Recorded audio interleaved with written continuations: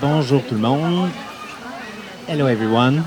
I will start soon. Does everyone hear me if I speak with the mic? Yeah? Et est-ce que c'est plus simple sans le micro ou est-ce que is it easier without the mic? No. Okay, so we'll pretend we're official and we'll talk with the mic then. On va parler avec le micro. Pour commencer, est-ce qu'il y a des... Is anyone is needing translation towards French? If you need translation, I think I'll speak in French and Martin will speak in English. Feel free to speak in any language. But if you need any whispered translation for the French, you can go and see Sheila. Vers l'anglais. Vers l'anglais. Sheila will translate from French to English. And Sheila can go here. Est-ce que des gens ont besoin de la traduction de l'anglais vers le français? Does anyone would need English to French translation? No? Okay. Cool. So, thank you for being here. We're going to talk about, on va parler de gentrification et de la police. Je vais peut-être te laisser te présenter avant de continuer ma partie directement. Bonjour, mon nom est Martin Blanchard et je suis intervenant communautaire et depuis quelques mois, je travaille au regroupement des comités logements Association de locataires du Québec qu'on appelle le RECLAC. Merci. Et moi, c'est Bruno. J'ai été impliqué pendant plusieurs années avec Politicus et le Pink Bloc, particulièrement autour de 2014, quand dans le village, il y avait un groupe, les Carrés Roses, qui existe malheureusement encore, qui demandait plus de police et de caméras dans le village. Et donc, le Pink Bloc, même si le nom est un peu similaire, militait pour justement une autre vision de la sécurité. On avait organisé une assemblée populaire au comité social Centre-Sud. Je suis un historien du village. Je donne des visites guidées, critiques historiques depuis 15 ans sur l'histoire du village. Qu'est-ce que j'ai dit que j'avais fait? J'ai fait partie de Cruise Control, qui est une organisation qui s'intéressait au polissage des espaces de cruise queer dans les parcs et les endroits privés.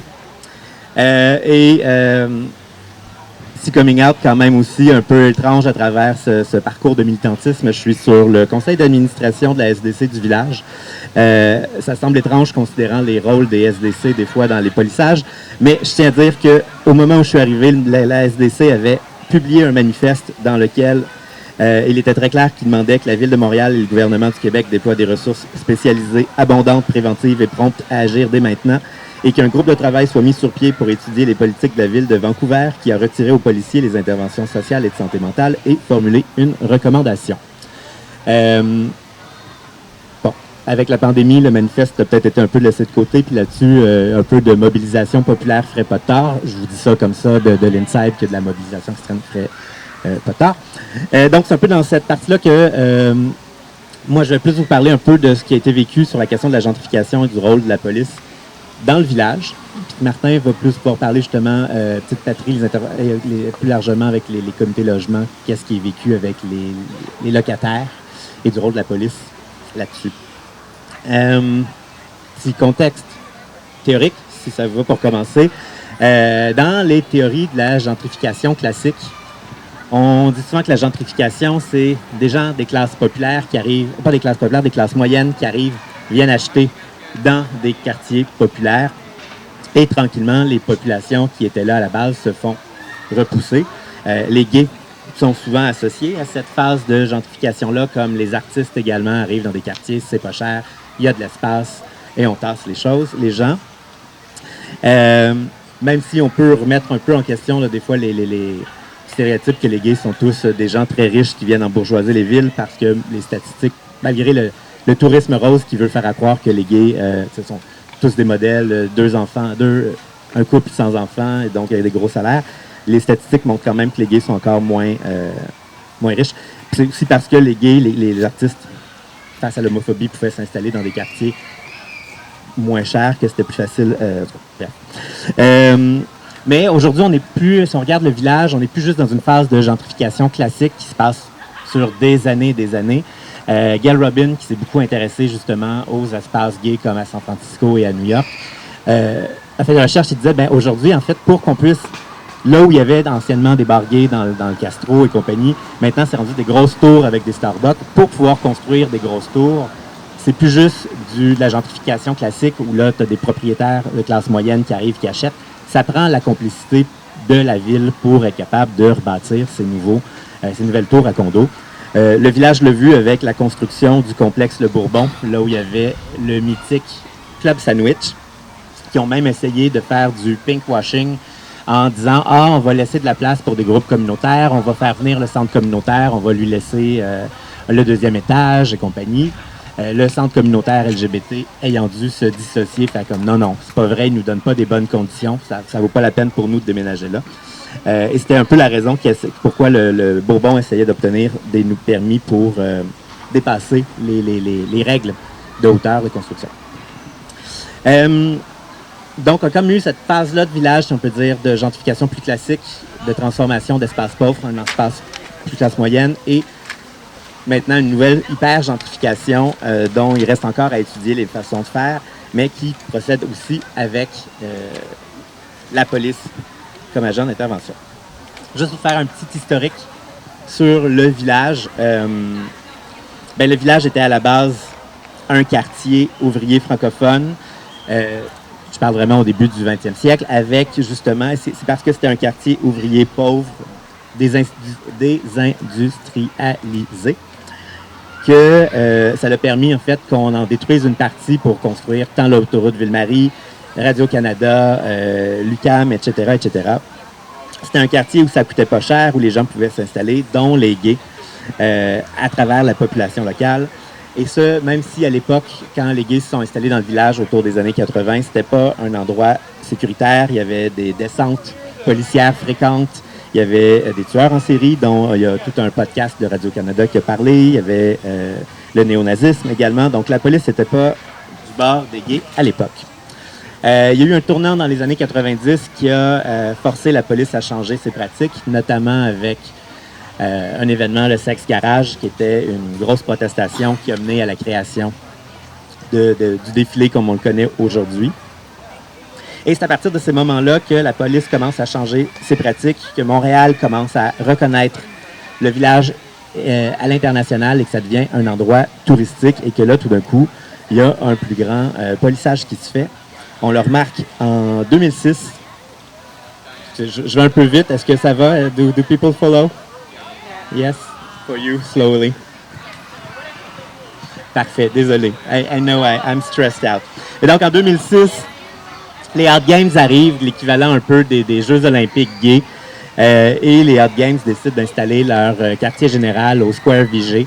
Et alors que en 76, quand les Olympiques étaient venus, c'était le maire Drapeau qui voulait nettoyer le centre-ville des gays, des travailleuses du sexe, des minorités. Et là, en 2006, c'est l'inverse. C'est les gays qui font du nettoyage social du Square Vigée pour établir les Hot Games et leur quartier général.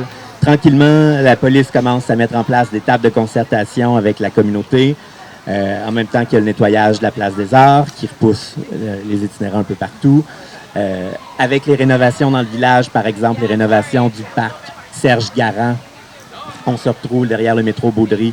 Les jeunes se font donner des tickets pour avoir marché sur le gazon. L'art est utilisé comme repoussoir à itinérants. Les policiers mettent directement des itinérants dans des taxis pour les faire sortir de l'espace et vraiment s'en débarrasser. Une pratique qui, d'ailleurs, est arrivée directement quand j'essayais de parler avec une personne sur la rue, puis la police était arrivée directement, était comme, ça vaut pas la peine de lui donner de l'argent, elle veut pas s'en aller dans le refuge, amène-la donc chez vous prendre une douche, on va t'appeler un taxi. Et que la police, quand je vais être comme, vous pourriez lui parler, lui adresser la parole, je vais être comme, s'y retourner vers elle, puis essayer de me le culpabiliser de pas l'amener prendre une douche. Donc, la policier met directement les gens dans les taxis. D'autres tactiques utilisées également par les policiers dans les derniers temps, notamment, on l'a vu avec Cruise Control, c'est d'utiliser la prétention qu'il y a des enfants dans le coin pour justifier la répression policière, notamment des lieux de cruise. On l'a vu au Parc La Fontaine avec des plans d'action qui ont été mis en place par la police. On l'a vu dans d'autres villes également où un espace était reconnu pour être un lieu de cruise pour les gays. Alors, la ville a décidé de mettre un parc pour enfants sur place et donc commencer à justifier « Ah non, mais là, il faut qu'on mette de la répression policière parce que là, on a installé un parc pour enfants. » Et toute cette répression-là aussi apparaît aussi en même temps que différentes campagnes de nettoyage social faites par des fois les commerçants eux-mêmes, la population locale. Je vous ai nommé Les Carrés Roses en tout à l'heure, qui est un groupe social avec des milliers d'abonnés sur sa page Facebook, qui réclamait plus de police, plus de caméras. Mais avant ça, tu avais déjà eu J'aime mon village. Tu avais eu les tentatives des citoyens de faire fermer le refuge pour jeunes, les tentatives des citoyens d'éviter les sites d'injection supervisés. Et ça pose la question de ce rapport-là entre citoyens et polissage, alors même que les gays étaient marginalisés, maintenant deviennent des forces. Les communautés LGBT citoyennes locales deviennent des forces demandant plus de police. Et il y a eu d'ailleurs, pas sur Montréal particulièrement, mais un livre intéressant sur les États-Unis, Gay Neighborhood History and the Politics of Violence, Safe Space, de Christina B. and Art, qui parle exactement de ça, de ce rapport entre la mise sur pied de comités citoyens pour demander plus de police, pour réclamer de la sécurité, et qui se traduit par des renforcements des lignes de classe et des lignes raciales, évidemment, notamment dans le Castro à San Francisco. Donc, tasser donc, les populations latino et noires locales qui étaient déjà là, même chose à New York, dans le West Village. Et qui est des choses qu'on peut donc penser et analyser à Montréal également. Encore aujourd'hui, on le voit dans la manière dont les jeunes se font tasser des parcs. Donc, on peut se poser la question alors que la police utilise de plus en plus de dire non, mais là, on veut être proche des communautés, on veut mettre en place des liens avec les communautés, mais qui a vraiment accès au village? Comment les travailleurs du sexe se font tasser, les jeunes se font tasser, les personnes racisées se font donner d'étiquettes également. Et on le voit avec les discours populaires, notamment avec la pandémie qui a ramené beaucoup d'insécurité, les commentaires que les gens voient et poussent pour qu'il y ait plus et plus de police, plus de caméras. Et témoignage intéressant, j'ai vu dans des assemblées de commerçants, la police dire elle-même aux commerçants qu'elle ne peut rien faire face à tous les enjeux d'itinérance, face aux enjeux de vivre ensemble. La police reconnaît elle-même ses limites.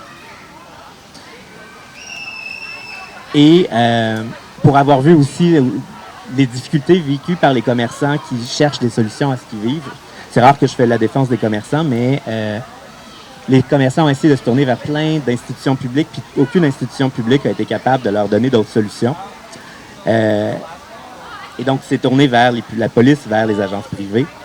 Et donc, je pense que c'est là que on a un rôle à jouer pour essayer de faire la promotion de d'autres modèles que la police pour gérer la sécurité, parce que clairement, il y a des limites à ce que ça peut faire, à rajouter de la criminalisation, à refaire du nettoyage social. Et la Ville, face à tous ces mandats de consultation en ce moment, cherche à mettre de l'avant ses brigades communautaires, sa brigade émisse de médiation et intervention sociale, et pose la question, en fait, est-ce qu'on veut vraiment laisser la police avoir des travailleurs sociaux alors qu'on a des organisations communautaires beaucoup mieux placés pour faire de ce genre d'intervention-là, qui ont déjà la formation, qui n'ont pas ce rapport de pouvoir, qui peuvent établir des rapports de confiance, qui peuvent faire de la prévention.